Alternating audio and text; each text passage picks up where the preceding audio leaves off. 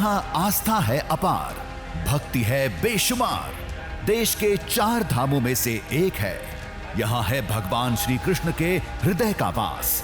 दोनों हाथ उठाकर कीजिए अभिवादन। ये है पुरी का श्री जगन्नाथ धाम।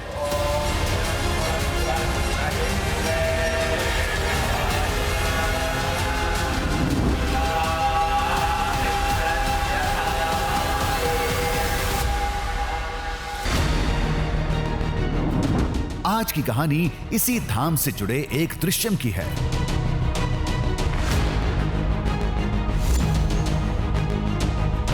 ये दृश्य तो आपको याद ही होगा। ये एक चील थी जो जगन्नाथ धाम के शिखर के तेजी से चक्कर लगा रही थी। इसने अपनी चोंच में मंदिर ध्वज का एक हिस्सा दबा रखा था।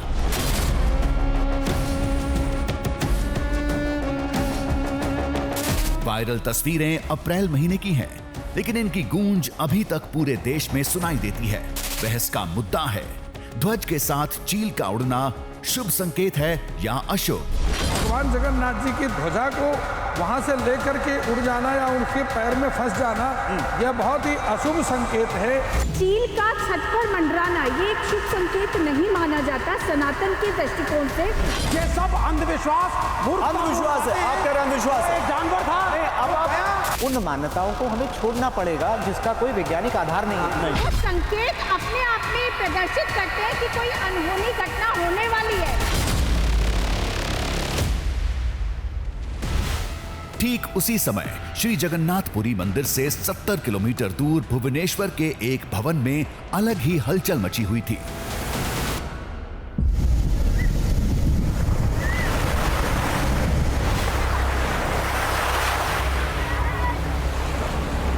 वो भवन एक ऐसी संस्था का था जो 600 साल पहले लिखे एक पुराण पर रिसर्च का काम करती है और कलयुग को लेकर दरअसल इस पुराण में कुछ भविष्यवाणियां की गई हैं और वो संस्था उसी पर शोध का काम करती है। उनका मानना यह है कि इस पुराण में लिखी एक एक भविष्यवाणी सही साबित हो रही है। जगन्नाथ मंदिर के शिखर पर ध्वज लेकर चील का उड़ना भी उन्हीं भविष्यवाणियों में से एक है। अब सवाल ये खड़ा होता है कि इस घटना को लेकर उस पुराण में क्या लिखा है? ये शुभ संकेत है या अशुभ? इसे समझने के लिए पहले उस पुराण को जानना जरूरी था।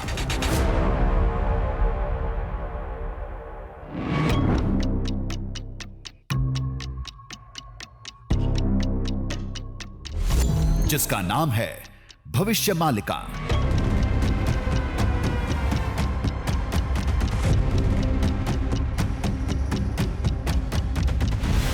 जिसे 600 साल पहले संत अच्युतानंद दास ने लिखा था, जिसमें कलयुग खत्म होने से लेकर नए युग के शुरू होने तक की कई भविष्यवाणियां की गई हैं। हर भविष्यवाणी श्री जगन्नाथ मंदिर को केंद्र बनाकर की गई है। दावा है कि भविष्य मालिका पुराण में चील वाली घटना की भविष्यवाणी भी 600 साल पहले कर दी गई थी।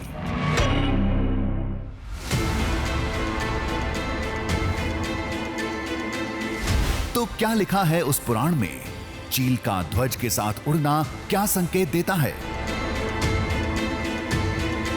अभी अभी आप लोग देखते हैं कि मीडिया पर वायरल हो रहा है कि एक चील जो पताका लेकर चल गया है और कुछ लोगों ने इनको साबित किया है कि वो कुछ अशुभ नहीं है, वो शुभ संकेत है। लेकिन अच्युतानंद जी के उनके मालिका पर यह लिखा है कि ये जो चील जो लेकर गया है, पताका को लेकर ले गया है, वो एक बड़ा अशुभ संकेत लाएगा।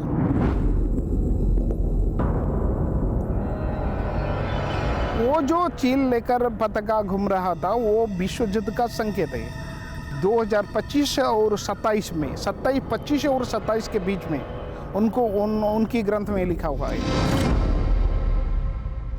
इस भविष्यवाणी को थोड़ा और साफ करते हैं। चील उड़ने की घटना 12 अप्रैल 2025 को हुई थी। उस समय भविष्य मालिका का हवाला देकर बताया गया था कि ये अशुभ संकेत है। 2027 तक विश्व युद्ध जैसे हालात बन सकते हैं, जिसकी शुरुआत भारत पाकिस्तान तनाव से होगी। फिर 22 अप्रैल से लेकर 10 मई शाम 5 बजे सीज फायर ऐलान तक क्या क्या हुआ ये अब पूरी दुनिया जानती है। मैं बहुत स्पष्ट शब्दों में कहना चाहता हूं, जिन्होंने ये हमला किया है, उन आतंकियों को और इस हमले की साजिश रचने वालों को उनकी कल्पना से भी बड़ी सजा मिलेगी।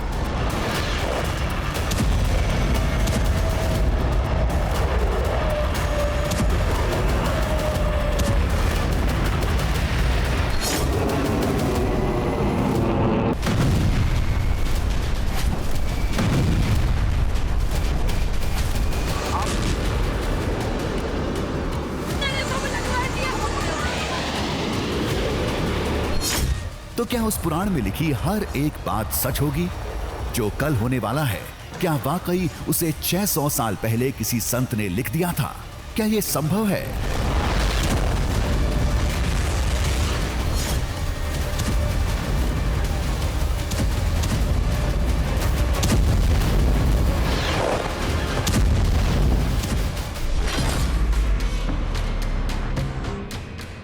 ये सवाल पूछने का मकसद उस पुराण की प्रामाणिकता को दुनिया के सामने लाना है। अगर भविष्यवाणियां सच हो रही हैं, तो उसे दुनिया के सामने लाना चाहिए। अगर नहीं, तो उसकी भी हकीकत समझना जरूरी था। इस काम को अंजाम तक ले जाने का एक ही रास्ता था।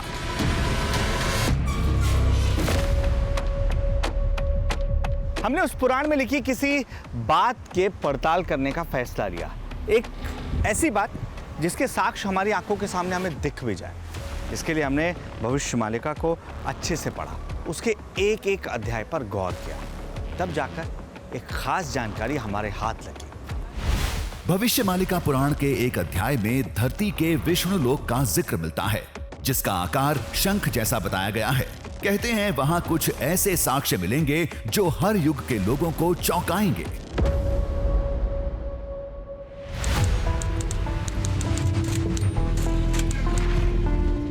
हमने गूगल मैप के जरिए ऐसे इलाके को खोजना शुरू किया जिसका आकार शंख जैसा हो। देश के हर कोने की सैटेलाइट इमेज निकाली। फिर हमें ओडिशा की बंगाल की खाड़ी में एक टापू दिखा।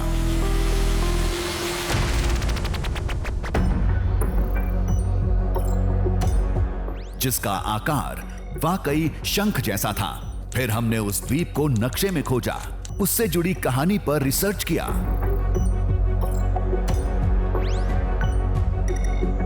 लोगों से संपर्क किया तो हमारे सामने एक अलौकिक दुनिया की तस्वीर खिंच गई, जो कुछ ऐसी थी। ओडिशा के केंद्रापड़ा जिले में भीतरकनिका राष्ट्रीय उद्यान है। वहां शंख के आकार का एक टापू है।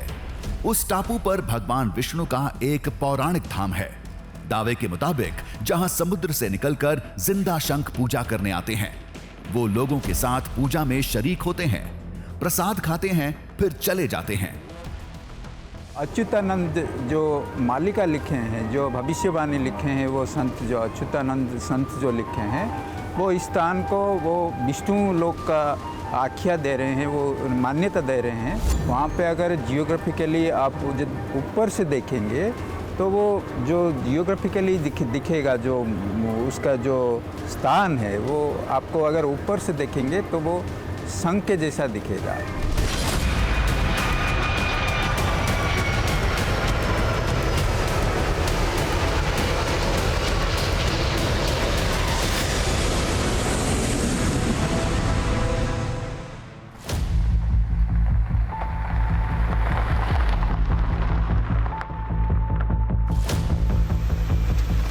अब ये सब कही सुनी बातें थी या उस टापू पर कोई ऐसा सच छिपा है जो आज तक दुनिया के सामने नहीं आया?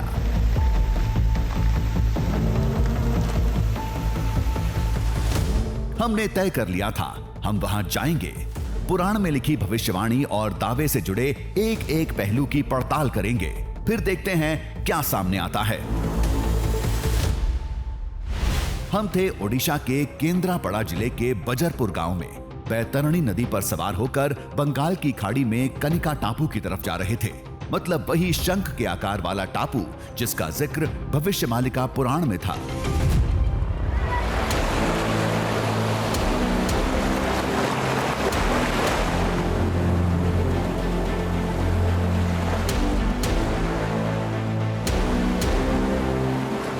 हमारे सफर की शुरुआत हम इस खास रास्ते से कर रहे हैं। ये खास रास्ता हमें सीधे लेकर जाएगा बंगाल की खाड़ी की ओर। दरअसल ये रास्ता भारत के दूसरे सबसे बड़े मैंग्रोव के जंगल से होकर जाता है, जहां भारत ही नहीं दुनिया के, जी हाँ, दुनिया के सबसे बड़े और सबसे खतरनाक मगरमच्छ से आपका सामना होगा।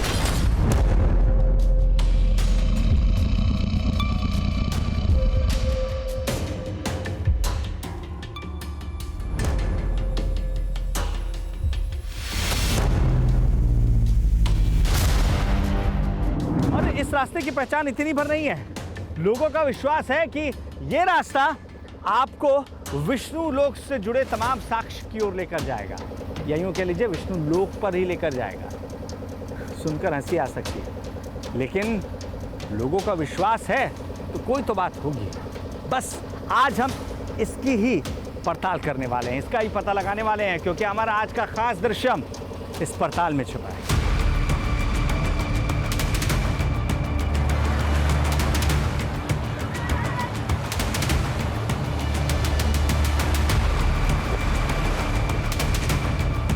बात केवल शंख के आकार की नहीं थी। लोगों के मुताबिक वो महज एक टापू नहीं, कलयुग का विष्णु लोक था, जहां लाखों की तादाद में विष्णु शंख पाए जाते हैं।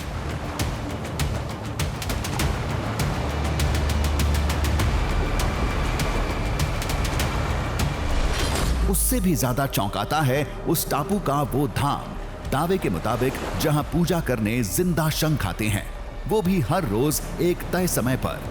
विश्वास नहीं होता, लेकिन लोगों ने हमें यही बताया था। वहाँ पे शंख जो होता है वो चल के आते हैं, प्रसाद खाते हैं। वो कहीं पे भी उड़ीसा में छोड़ के आप भारत में देखेंगे, आप विश्व में कहीं पे भी ऐसा कोई रिश्ता आपको नहीं मिलेगा। इसीलिए हम कहते हैं कि उड़ीसा के साथ विष्णु भगवान का एक रिश्ता है, और ये जुड़ाव जो होता है वो पुराणों से सत्ययुग में भी है, इधर कलियुग में भी चलता रहता है।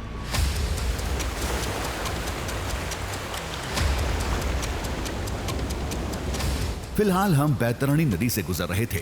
आगे जाकर इसकी धारा बंगाल की खाड़ी में मिलने वाली थी, जहां वो अद्भुत टापू था।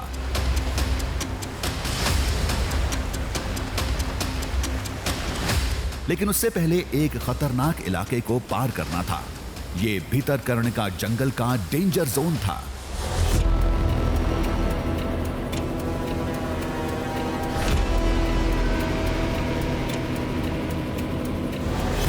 जंगल में कई तरह के जानवर थे, लेकिन सबसे ज्यादा खतरा विशालकाय मगरमच्छों से था।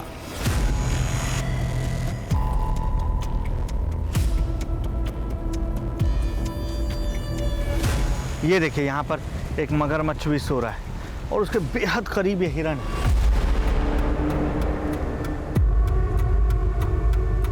वो बिल्कुल ये अंदर जा रहा है पानी में, दिखा? ये ऐसा लग रहा है कि ये तैनात है कि कब हिरन यहाँ पर पानी पीने आए और उस पर ये अटैक कर सके। यहाँ पर हिरन का पूरा झुंड पानी पीने के लिए आया हुआ है।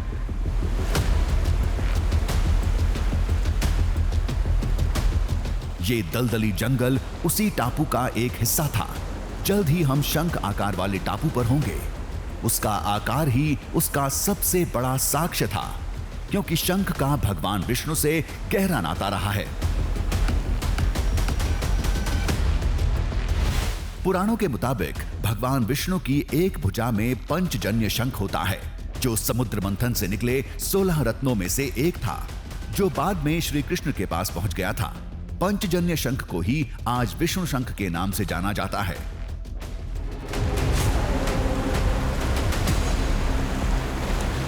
कहते हैं वो टापू एकदम विष्णु शंख के आकार का है।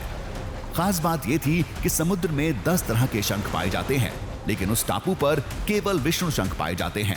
लोगों के मुताबिक यही उस विष्णु लोक का साक्ष्य था। ये विष्णु लोक का से जुड़ा हुआ है। आप इधर जो भी देखेंगे विष्णु लोक का साथ जुड़ा हुआ है, क्योंकि इधर एक आइलैंड है। आप जाएंगे तो इधर सब कुछ आपको विष्णु लोक का जुड़ा है, कच्छप मिलेगा। बाकी जितना भी शंख का जो आकार है ना, उधर शंख भी मिलता है और आपको जो आइलैंड है ना वो शंख का आकार दिखता है, क्योंकि वो विष्णु का लोक का साथ जुड़ा है ऑलरेडी। कुछ देर बाद बंगाल की खाड़ी में हमें उस द्वीप की पहली झलक मिली, जिसके साथ दलदली जंगल का एक बड़ा हिस्सा लगा हुआ था।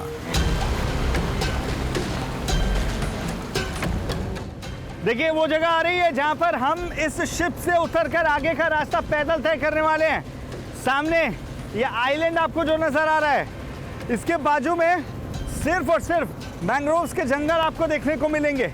और ये इतना घना है कि मुझे यहाँ से ही देख के डर लग रहा है।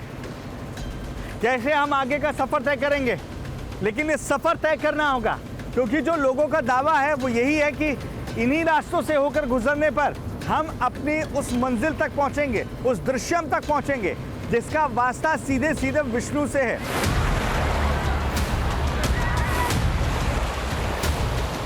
हम टापू के करीब पहुंचते जा रहे थे। हमने ड्रोन उड़ाकर इसका आकार जानना चाहा।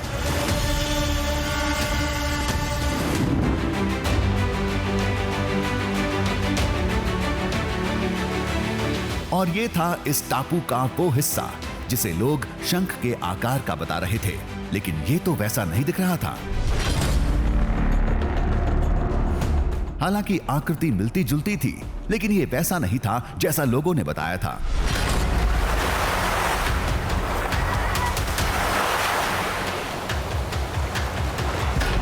लेकिन हमें तो उस विष्णु धाम तक जाना था, लेकिन तेज लहरें टापू पर उतरने की इजाजत नहीं दे रही थी। पानी नीचे आ जाएगा। काफी देर तक हिचकोले खाते रहे।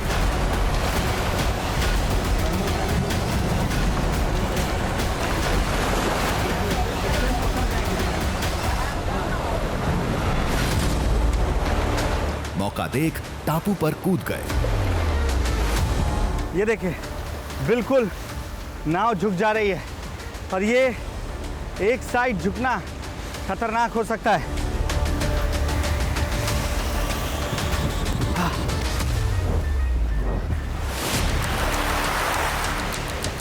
आकार का क्या है, वो तो लहरों के साथ बनते बिगड़ते रहते हैं, लेकिन वो धाम तो हकीकत है जहां जिंदा शंख पूजा करने आते हैं।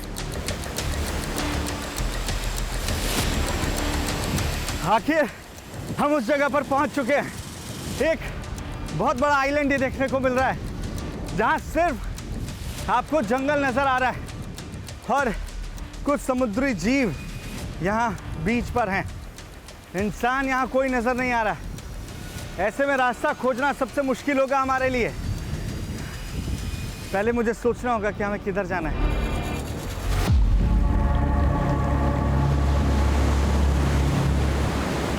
हमें इस टापू के दूसरे हिस्से में पहुंचना था। तभी टापू पर हमें शंख दिखने शुरू हुए।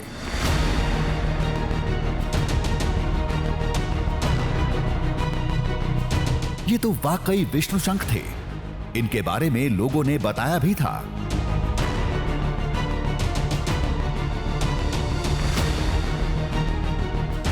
समुद्र किनारे शंख तो मिलते रहते हैं, लेकिन केवल विष्णु शंखों का मिलना और भी उसी आकार के टापू पर यह बात कुछ सोचने के लिए मजबूर करती है।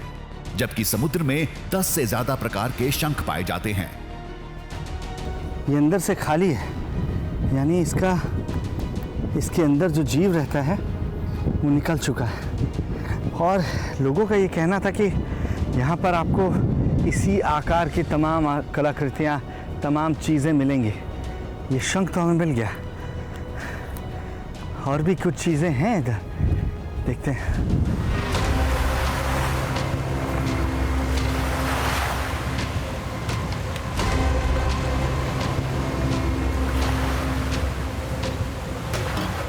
टापू पर शंख ही शंख थे। कुछ रेत में दबे थे, कुछ पानी में बिखरे थे। सभी पंचजन्य शंख की आकृति वाले थे, पुराणों के मुताबिक जो भगवान विष्णु के हाथों में होता है।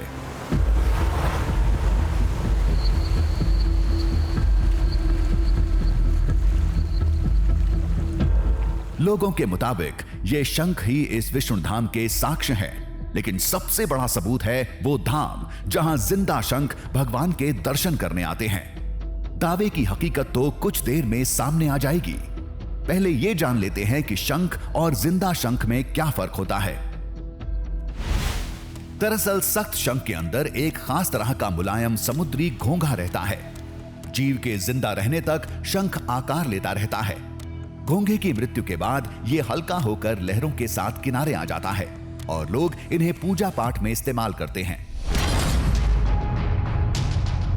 थोड़ा आगे बढ़े तो सुनसान जंगल में वो विष्णु धाम दिख गया।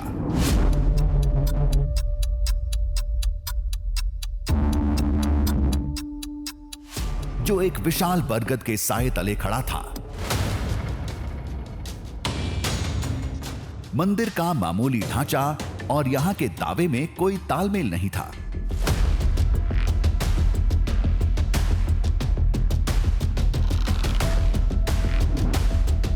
उम्मीद के विपरीत यहां कुछ लोग मिले जो देखभाल और शाम की पूजा करने आते हैं।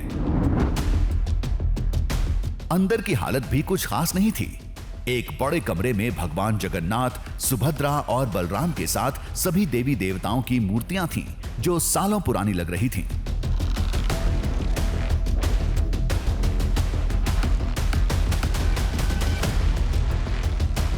लोगों ने बताया, शाम की आरती के वक्त मूर्ति के सामने की ये जगह जिंदा शंखों से भर जाती है, जो कुछ देर रुकते हैं, प्रसाद खाते हैं, फिर चले जाते हैं। जो विष्णु का स्वरूप यहाँ पे दर्शन दिया है क्या है पे ना, विष्णु का हाथ में शंख है। वो तो शंख इधर से आ रहा है, भजन का टाइम में, वो आरती का टाइम में आ रहे हैं, प्रसाद सेवन खाना है कि पुण्य भाग जाएंगे, कहाँ रहे हुए कोई पता नहीं मिल नहीं गए। इसी बारे में ये लोगों को मैं विष्णु लोग समझा है। जो स्वयं शंख यहाँ पे आ रहा है, शाम को वो भजन कीर्तन सुनता है और प्रसाद सेवन करके मैं भाग जाए। रोज है सर। हमें तो अभी भी विश्वास नहीं था। फिलहाल इस धाम को समझने में जुटे थे। वट वृक्ष बहुत बड़ा था। इसके विशाल जड़ के पास सारी प्रतिमाएं रखी थी। कहते हैं जिंदा शंखों की फौज यहीं से निकलती है। इसे रत्नवट कहा जाता है। ये नाम उसी भविष्य मालिका ग्रंथ का दिया है। दरअसल ये जो पीछे आप देख रहे हैं, ये पेड़ ही यहाँ पर पहचान है, जिसे रत्न वट यानी बरगद का पेड़ माना जाता है। और माना जाता है कि ये 500 से 600 साल पुराना वट वृक्ष है, जिसके नीचे आपको कई पौराणिक मूर्तियां नजर आएंगी। यही वो जगह है जहाँ पर आरती करने पर एकाएक माना जाता है कि तमाम शंख खुद ब खुद चलते हुए आते हैं, भजन कीर्तन सुनते हैं, वो प्रसाद का भोग करते हैं और उसके बाद वो कहाँ चले जाते हैं ये कोई नहीं जानता है।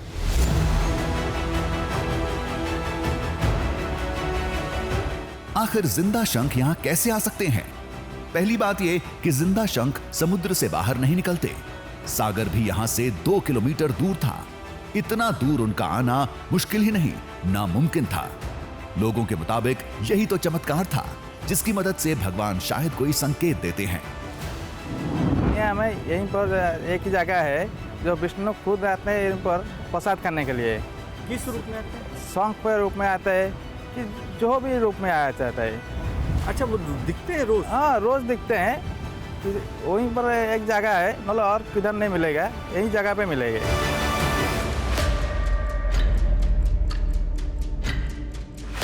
जिसे लोग शंख बता रहे थे, पक्का वो कोई अज्ञात समुद्री जीव होगा, जिसका आकार शंख जैसा होगा। जरूर वो मंदिर के आसपास ही कहीं रहते होंगे। प्रसाद का लालच उन्हें रोज यहां खींच लाता होगा।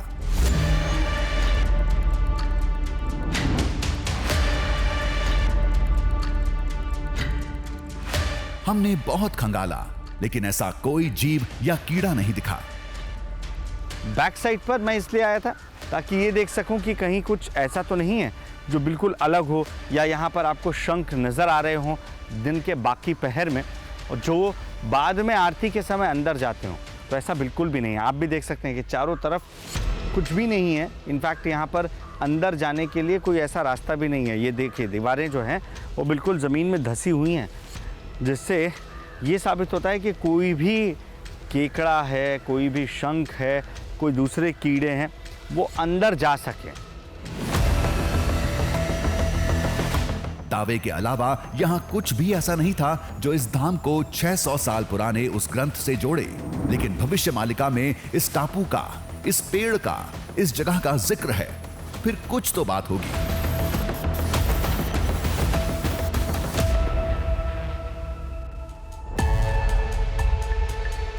वैसे भी फैसले की घड़ी करीब थी, शाम हो चुकी थी। कुछ ही देर में आरती शुरू होगी, फिर सच्चाई हमारे सामने होगी।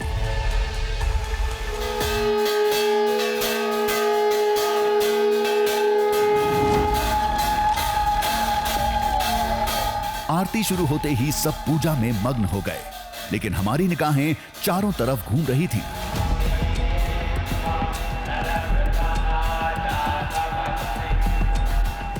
यकीन नहीं हो रहा था, थोड़ी देर में क्या वाकई ये पूरी जगह जिंदा शंखों से भर जाएगी?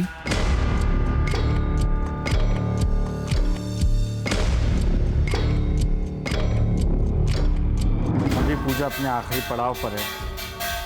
पंडित जी को अभी भी ये भरोसा है कि जिस तरीके से रोज़ यहाँ पर शंख खुद चलते हुए आते हैं, उसी तरीके से आज भी आएंगे आरती के बीच में या आरती खत्म होने के बाद प्रसाद खाने के लिए।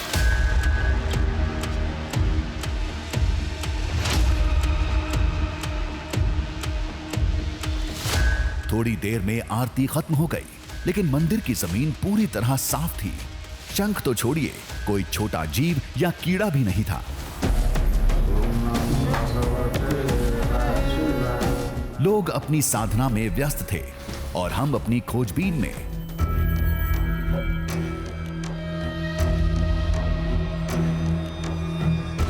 हमने बाहर वट वृक्ष के पास देखा तो चौंक पड़े।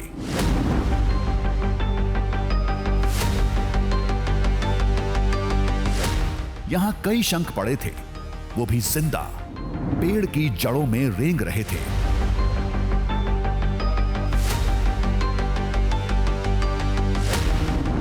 अंदर और भी कई थे, हमें तो विश्वास नहीं हो रहा था। वो प्रसाद खा रहे थे जो आरती के बाद मंदिर के चारों तरफ बिखेरा गया था। वाकई ये बिल्कुल अद्भुत है। आप देखिए कि किस तरीके से तमाम शंख यहाँ पर प्रसाद खा रहे हैं। ये पेड़ के नीचे आपको नज़र आ रहे हैं, पेड़ की जड़ों पे। यहाँ इतनी भी जगह नहीं है कि मैं अपने कैमरामैन के साथ खड़ा हो सकूं, लेकिन ये दृश्य आपको दिखाना ज़रूरी है।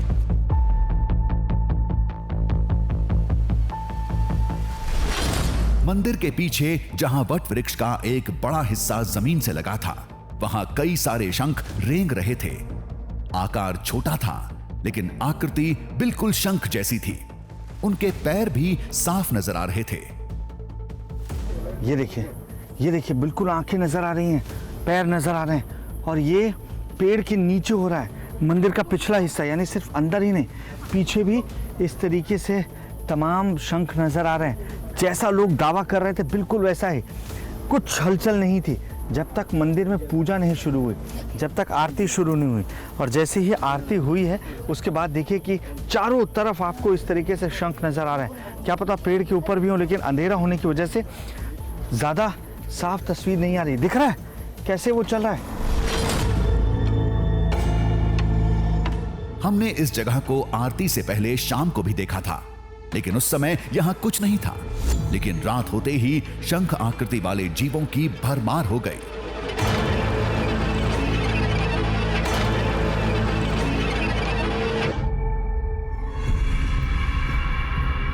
तभी कुछ शंख अंदर जाने लगे। ये मंदिर के अंदर घुस रहा है।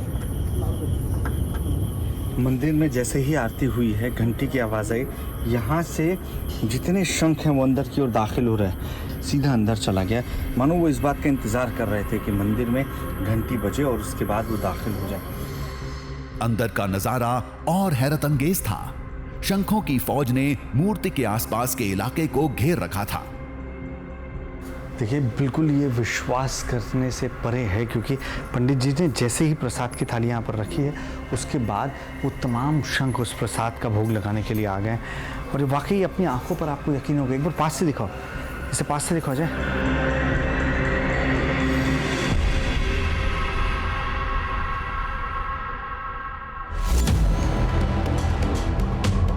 तस्वीर एकदम दावे के मुताबिक रेंगते हुए कीड़े जिनके ऊपर शंख के कवच थे वो इस विष्णु धाम में रेंग रहे थे, प्रसाद खा रहे थे और वो भी बताए समय पर, यानी शाम की आरती के बाद। तो क्या माना जाए, दावा सच था, अभी घनी रात थी?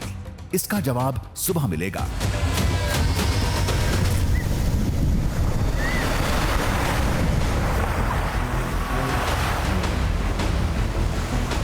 सुबह होते ही हम मंदिर के पास एक टापू पर पहुंचे। इसका पता हमने इंटरनेट से लगाया था।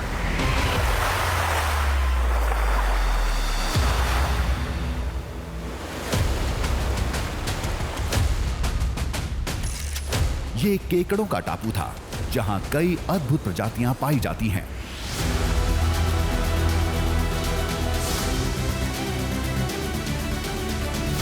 यहां बहुत कम लोग आते हैं।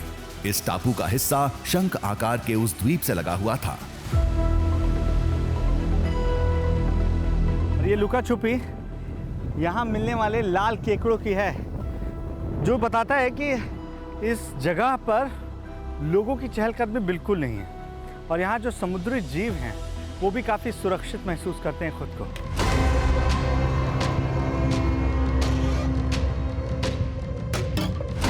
यहां हमें वही शंख वाले जीव भी दिखे जो उस धाम में शाम के वक्त दिखे थे।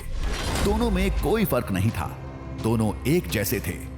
बड़े शंख के अंदर से कई पैर निकले थे जिसकी मदद से वो आराम से रेंग रहे थे।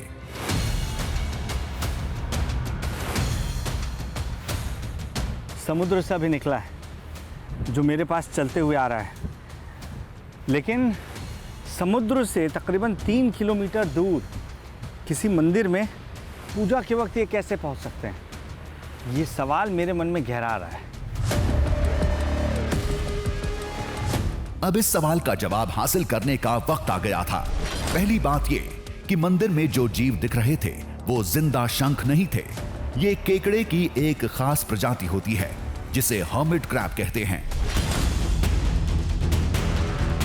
जब शंख के मोलस्क की मृत्यु हो जाती है तो ये उसके घर यानी शंख के कवच पर कब्जा कर लेते हैं। भ्रम में लोग इन्हें जिंदा शंख समझ जाते हैं, जबकि जिंदा शंख ऐसा नहीं होता। वो फर्क आप इन दो तस्वीरों में साफ महसूस कर सकते हैं। शंख का मोलस्क और हेप्टिस केकड़े में जमीन आसमान का अंतर होता है।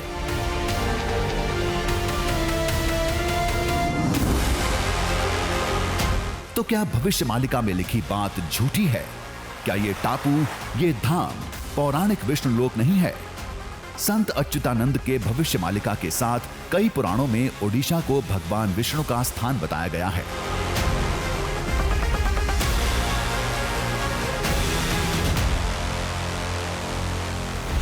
स्कंद पुराण के वैष्णव खंड में अध्याय 1 से 35 तक जगन्नाथपुरी का जिक्र है। पुराण में इसे पुरुषोत्तम क्षेत्र कहा गया है।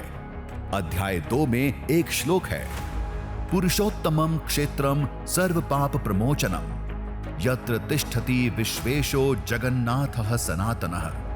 मतलब पुरुषोत्तम क्षेत्र वो पवित्र स्थान है जो सभी पापों का नाश करता है, जहां सनातन विश्वेश्वर भगवान जगन्नाथ विराजमान है।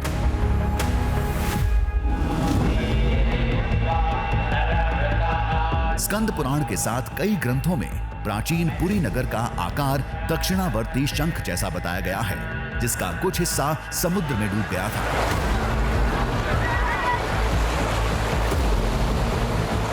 तो उड़ीसा के साथ भगवान विष्णु जी का पुराणों से देखें तो एक जुड़ाव रहता है। भगवान विष्णु ने उड़ीसा को ही चुना है कलियुग में। भगवान जगन्नाथ जी यहाँ रहते हैं, जगन्नाथ जी का धाम है, उसको शंख क्षेत्र भी कहा जाता है पुरी को।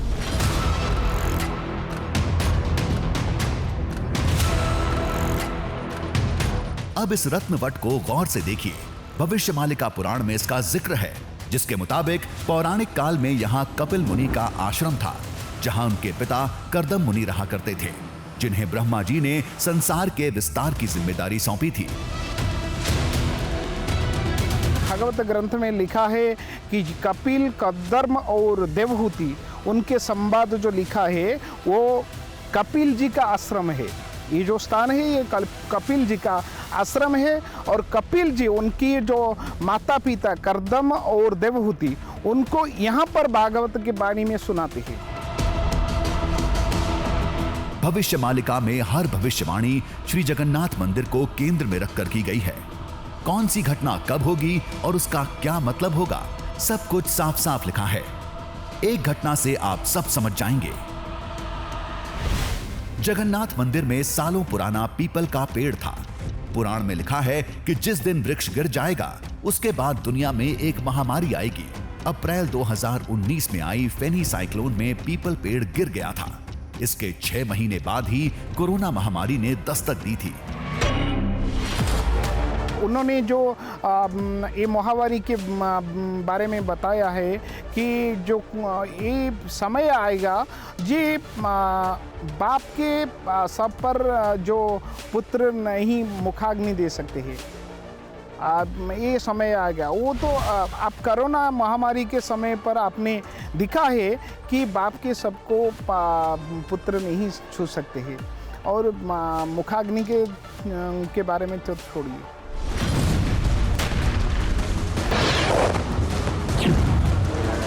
हो सकता है भारत पाकिस्तान तनाव की भविष्यवाणी तुक्का हो।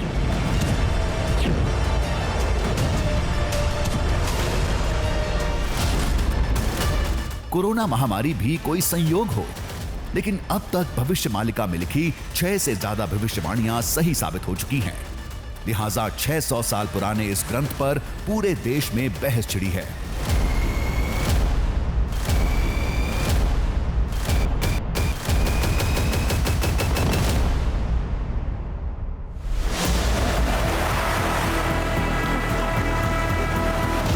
अब सारी बात उस मोड़ पर खत्म होती है। मानो तो सच, नहीं मानो तो पन्ने पर लिखी एक कहानी। अब ये बहस लंबे समय तक छिड़ी रहेगी। अगर बहस से कुछ परे है तो वो है ये टापू। टापू पर भगवान विष्णु का धाम, धाम में आने वाले ये अनोखे जीव और ये दृश्यम ही एक हकीकत है।